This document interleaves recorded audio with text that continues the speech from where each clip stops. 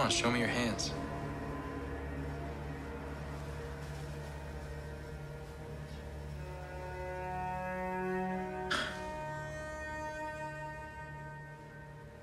I'm fascinated with stories about duality because I don't think we exist as necessarily one thing all the time.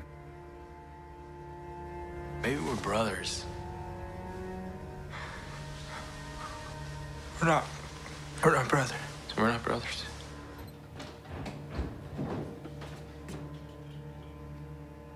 It's not about special effects, it's about acting. If the actor is not good, you don't believe it. So in ancient Rome, they gave the people bread and circuses.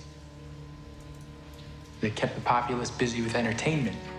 A guy who's a history teacher finds an image of himself on a DVD, and he becomes very, very obsessed with the person that he sees in that frame.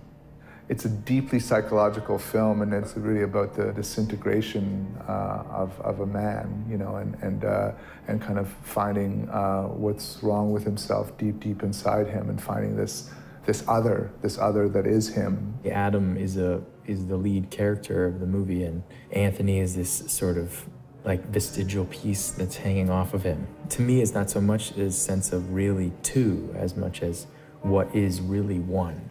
All right, here we go, and roll sound.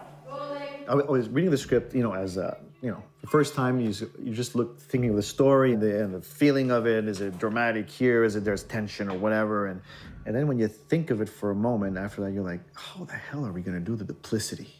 How are they gonna meet one in front of the other? How is that gonna feel? Now we're gonna use a special technology, special Canadian technology that, look at that, it works. Okay, Jake, come this way. So I had to have this C-stand with a tennis ball, and then I would go and see on the monitor that we had and find the shot that we had done previously of him and put the eye line in the right position. So I was always like giving him the eye line.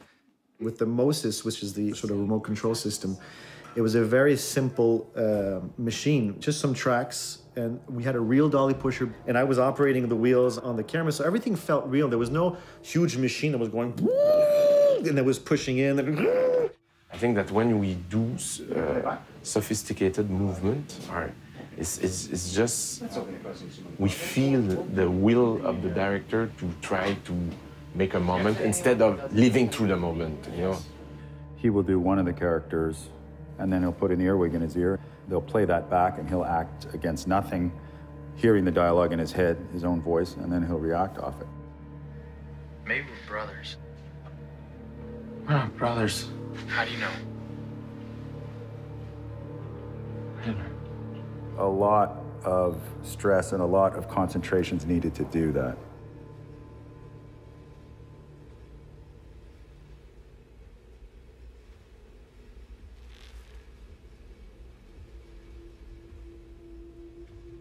Something happens to the mind when you're watching the movie, and that's kind of what's been happening in my mind this whole time.